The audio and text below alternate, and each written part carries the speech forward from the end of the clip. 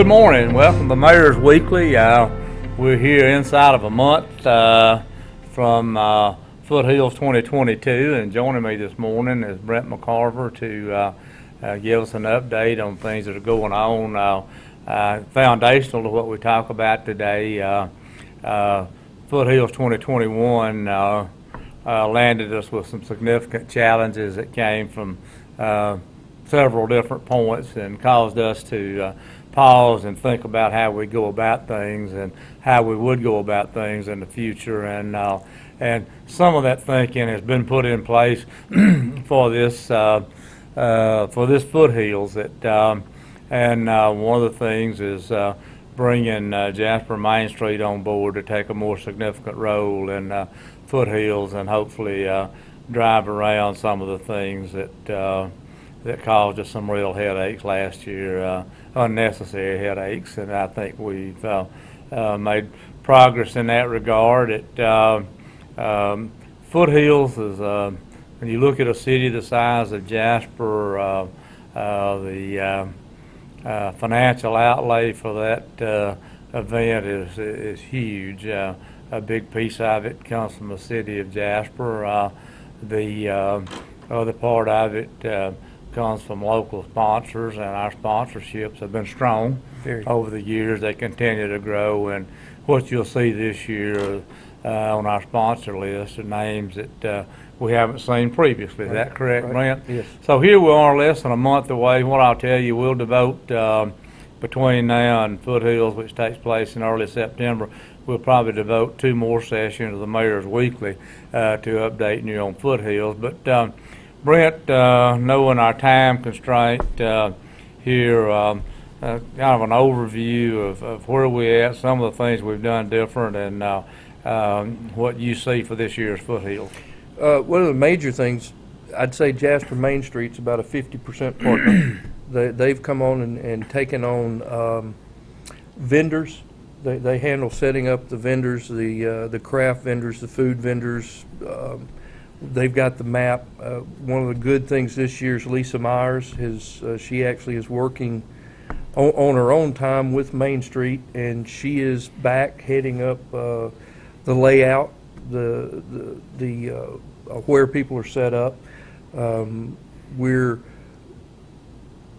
using a 10-member team of there's business owners, there's retired people, there's attorneys that make up a Foothills committee that is working on a lot of that stuff. So that's a big difference.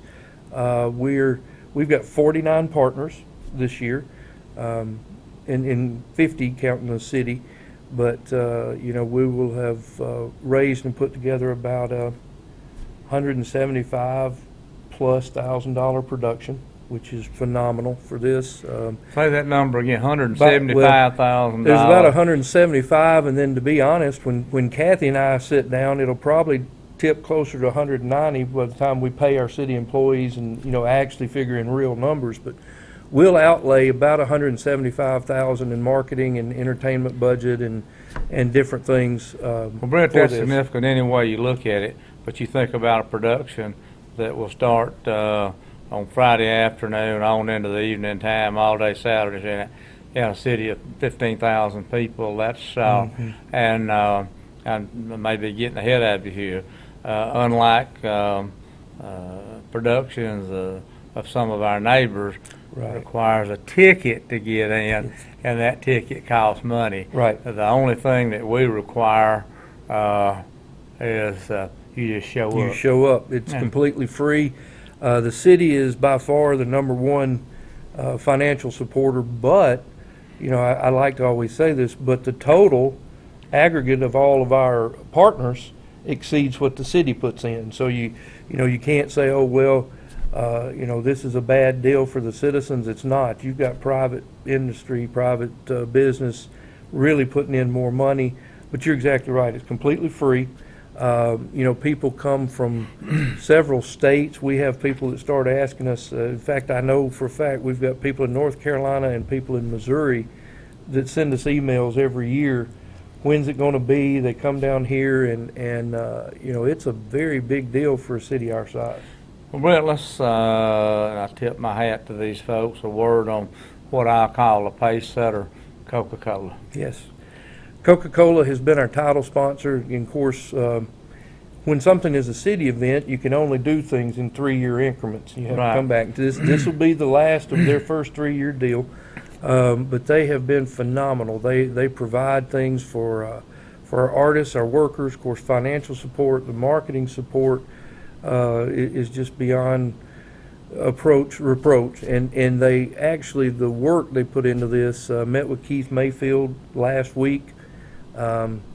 You know, they help us with everything from lanyards to hang our stuff on to, he even told me the other day, he said, if you got something, we'll make copies of it over here and get them sent out. So, and I do know this, they're extremely interested in going forward, which, as you alluded to earlier, how we're setting this up going forward with Main Street, maybe they can do longer term deals that way than they can with the city. So they definitely still want to be a partner. Well, that's a partner that we don't intend to lose. No, sir, not at all. If we lose, it'll be their call and That's total. right. But, That's right. Brent, putting this production together, and just to the casual observer, there's no way they can grasp all of the work that goes Right. into making this happen. It's not that we gather up midday on Friday Yeah. and we have a nice event or whatever. The work, early September, we'll have Foothills 2022. Probably early October, work will begin on Foothills 2023. Yes, sir. And some work goes on the entire year. It does. We generally have Foothills, then we meet again about mid-October to have what we call our debrief. We have some of our partners come to that meeting. All of our city department heads come. Then we let it lay low, and we get back together usually sometime the end of January, 1st of February, and then it's basically almost a weekly thing from there and all the way to the following September. Well, Brent, Zach does an outstanding job of bringing our talent together. And I'm not envious of the task before him. As I walk the streets on Saturday night and by the main stage, and I look at the broad age diversity there. How do you have something for everybody? That's pretty tough. And you know, Zach, many people may not realize this. Zach's been in the entertainment business for a pretty long time. Zach Baker, right? Zach Baker, yeah. He was really involved with some pretty big name groups, some different agencies that represent people. Of course, he's in a band himself, was out in Austin, Texas for a while. And Zach's got a really good knowledge of who's going to be out in the crowd and what type of music to bring. And he does a really good job, in my opinion. You know, we're constantly telling him, why don't you get these folks? He does a really good job of making sure he gets the entertainment for the audience. You know, a lot of times, I'll be honest, this is one of the years, too, that I'll look down and, you know, maybe we don't know some of the names or whatever, but what he's done is he's tapped into I guess you'd call it industry information to see who's listening to these particular artists. And if everyone will go back and look, especially over the last, I'd say since 2017, we've really had somebody every year that just after Foothills breaks out really big. And he does a good job of that. He's also pretty mindful, too, of working within the budget. You know, a lot of times, you've had this before, when you hire somebody, a contractor or whatever, they come back and they want to push you over the budget, you know, and Zach does a really good job of staying within that. But as far as the crowd, he just knows, he knows Walker County, he knows the surrounding area, he knows the music we're listening to in the area, and he puts together a pretty good show. And your headliner this year is? A group called Drive-By Truckers on Saturday night, excuse me. You know, they were it's going to be another one. They were a very popular band in the early 90s. They've had a long time of being relevant. They'll be our Saturday night headliner. Our Friday night headliner, talking about the age diversity, is a up and coming. It was on several of those country music awards. Is a guy named Anderson East. And one of the things that's really unique about this year, these are two big name acts. The Drive-By Truckers formed and started their band in Florence, Alabama at UNA and became a very popular band. And then Anderson East is actually from Athens, Alabama. From where? From Athens. Anderson East. Now, Right. you said country music there? Country music Friday night. It's Well, that it's a seems little- to always, that covers age diversity Yes. pretty well, does it not? Our Friday night lineup, I think, is going to be really. We start off with a young man, Charlie Argo, which, if you go on Spotify, he grew up in a gospel music family. He's in Nashville now, and he's just coming on the country music scene. But you know, he's very young entertainer himself. And then we've got, like I said, ending with Anderson East. Friday night will pretty much be a country music night. And then we've got Saturday night, we've got a real diverse lineup. We're starting early. We've got more acts this year than we've ever had. We're going to start at 3 o'clock with a band out of Auburn, Alabama. It's really kind of an Alabama flavor this year called Supper Club. Then we've got the Wildflowers, which is a Tom Petty based Tom Petty tribute band. And then we go into some really great blues music. Paul Thorne, which has been here several times. Paul Thorne's a local favorite. Mark Broussard and then Samantha Fish are both great blues artists.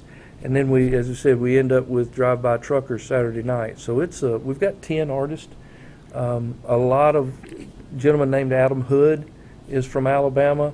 The Wildflowers are based out of Alabama. So Paul Thorne was based out of Alabama at one time. So we've got a lot of Alabama folks on the ticket this year. Well, Brent, weather aside, I don't see any hindrances to attendance this No. year. You know, last year there's still a little overhang from COVID. Right. The year before that, we didn't get to have a. Exactly. I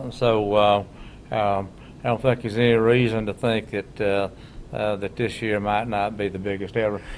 Very possible. You know, we still crossed the 20,000 mark last year for the weekend in attendance based on our numbers. We work with Alabama Power. They've got a phenomenal system there, and you've seen it, how they do the cell phone numbers and track Right. that. So we're pretty confident in that number, and you know, there shouldn't be anything this year holding everybody back. It should be great attendance. Right, good. Well, Brent, appreciate you coming to talk about that. And like I said, we'll devote probably 2 more segments to updates on Foothills as we move along toward September 10th and 11th? 9th and 10th. 9th and 10th, okay. 9th and 10th. And yeah, let me wrap up with a bit of information this regarding our Sportsplex.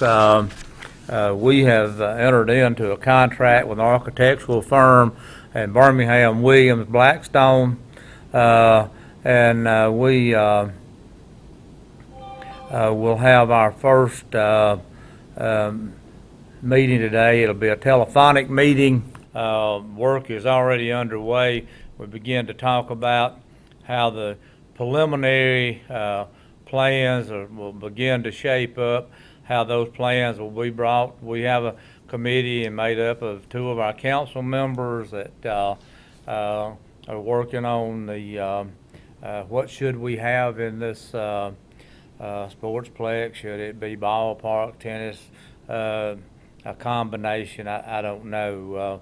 My role as mayor, Kathy Sham's role as the chief financial officer, is running the administrative side of this, and that's where, taking nothing away from our council members, but the administrative side of it should be with the administrators. Exactly. And we, for a while, will, along with Kathy, be in a phone conversation today, and we'll probably know a good bit more about how the development and planning of this project will take place. That one of the things, as I look at their proposed agenda, calls for a town hall meeting, and probably a few weeks out, I would envision Don't hold me to this, because I don't know that we may have something at the Civic Center, invite the community to come and their input, and the architects talking about what they see and what they think we can do, what our limitations might be. So just want to let you know that project is moving along nicely. I'm excited about that, and I think that we're prepared to probably come out of the chute building this Sportsplex beginning early 2023, probably a year-long project. So I'm excited about that. As I've said on other projects, the money to pay for this is rested safely in the bank, and we get that in place, and that'll be a great add to our city in 2023. Thank you for being with us today, and any questions you might have regarding the city, the items we've talked about today, send them our way and we'll get answers for you. Look forward to seeing you next week.